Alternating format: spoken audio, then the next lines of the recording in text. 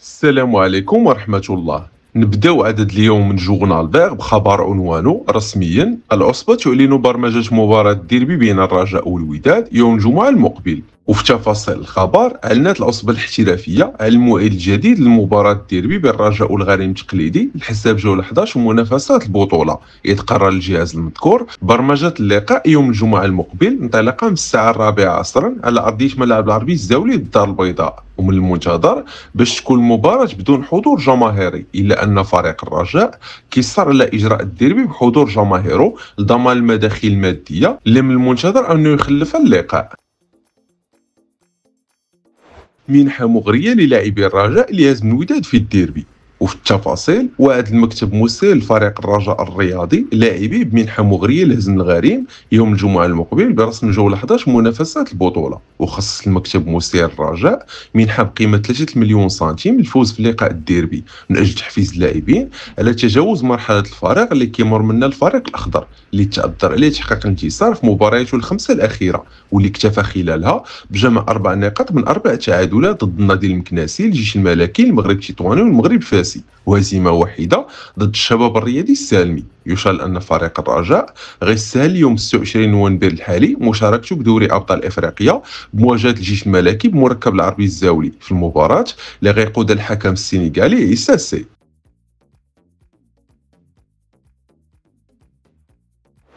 الرجاء الرياضي يقرر عدم برمجة أي مباراة ودية استعدادا للديربي. وفي نفس السياق، قرر الطاقم التقني لفريق الرجاء بقيادة البرتغالي ريكاردو سابينتو عدم برمجة أي مباراة ودية خلال فترة التوقف الدولي الحالية. وحسب مصدر مطلع، فالطاقم التقني للنسور قرر الاكتفاء بمواصلة التدريب بأكاديمية النادي دون برمجة أي لقاء ودي نهاية الأسبوع المنقضي أو وسط الأسبوع الحالي. واستأنف الفريق الأخضر تدريبه وسط الأسبوع الماضي استعدادا لمباراة ديربي ضد الغريم بمجموعة عرفات بعض الغيابات، إما الإصابة أو الالتحاق بالمنتخبات الوطنية. كيتعلق الأمر بكل من حسين الرحيمي، زكريا لبيب والمهدي الحرار، بالإضافة لمحسن بودة وفيديريكو بيكورو. عين على خصم الرجاء، نيانغ يغيب عن الوداد بسبب مستحقات. وفي عين على خصم الرجاء المقبل، كيغيب السنغالي مباين نيانغ مهاجم الغريم التقليدي على التجمع التدريبي لهذا الأخير بالمنتجع الرياضي بن سليمان، فين كيستعد الفريق الأحمر حاليا لمباراة الديربي أمام غريم الرجاء الرياضي. وكتضارب الآراء حول أسباب غيابه على التجمع التدريبي لفريقه قبل المباراة المهمة أمام النسور الخضر، إذ أكدت مصادر أنه كيخضع لبرنامج تدريبي خاص من أجل إنقاص وزنه باش يكون جاهز للمواجهة القوية، علما أنه كان كينبغي أنه يخضع للبرنامج المذكور في المركز الرياضي تحت إشراف الطاقم الطبي للفريق الأحمر. مصادر أخرى أكدت أن اللاعب كيقاطع تدريب الفريق الأحمر بسبب عدم حصوله على مستحقاته المالية، إذ حصل على شيك من رئيس الغريم ما استطاعش صرفه بسبب غياب السيولة المالية الكافية في الحساب البنكي للنادي، وهي الفرضية اللي صححها بنسبة كبيرة، وكيحاول الوداديين يخفيوها لعدم التأثير على فريقهم استعدادا للرجاء. يشار أن رئيس الغريم التقليدي أيتمنى وضع بند في عقد رولاني موكوانا مدرب الفريق الأحمر كيلزم عليه الفوز في الديربي، وهو ما خلى الجماهير الرجاوية تسخر من هذا الأمر.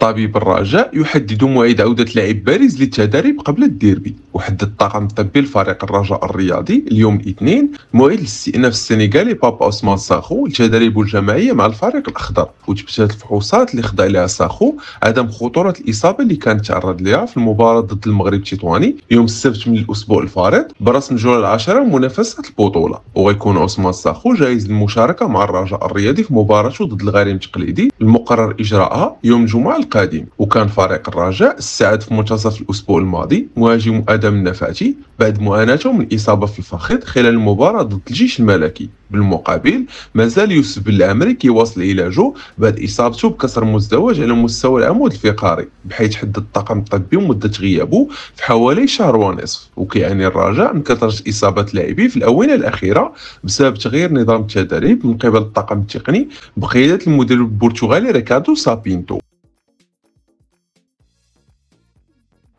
الكاف يمنع نقل احتفاليات جماهير الرجاء والجيش الملكي في الكلاسيكو، وطلبوا مسؤولي الاتحاد الافريقي لكرة القدم الكاف من ممثلي فريقي الرجاء الرياضي والجيش الملكي تنبيه قناة الرياضية لعدم بث لقطات لاحتفالات جماهير الفريقين بالشهوب الاصطناعية خلال مباريات دوري ابطال افريقيا. وشدوا مسؤولي الاتحاد الافريقي في اجتماع عقدوا عن بعد مع ممثلين الانديه المشاركه في عصبه الابطال الافريقيه على ان الشهوب كتعتبر من الاشياء الممنوعه في الملاعب، وتصوير لقطات فيديو هي بمثابه تشجيع الجماهير على مواصله ادخال الشهوب الاصطناعيه للملعب، وهو الامر اللي كيضر بصوره الاتحاد الافريقي. وكانت اللجنه التاديبيه للاتحاد الافريقي صدرت عقوبات في حق فريق الرجاء الرياضي والغريم وغيرها من الانديه بسبب اشعال جماهيرهم بالشهوب الاصطناعيه خلال المباريات، اذ كيخصم الكاف العقوبات الماليه من المنح اللي كيخصصها للانديه حسب التقارير اللي كتوصلها من مندوبي المباريات. هذا اخر خبر رجوي في عدد اليوم جورنال فير. في امان الله، ونتلاقاو في اخبار رجوي جديده ان شاء الله.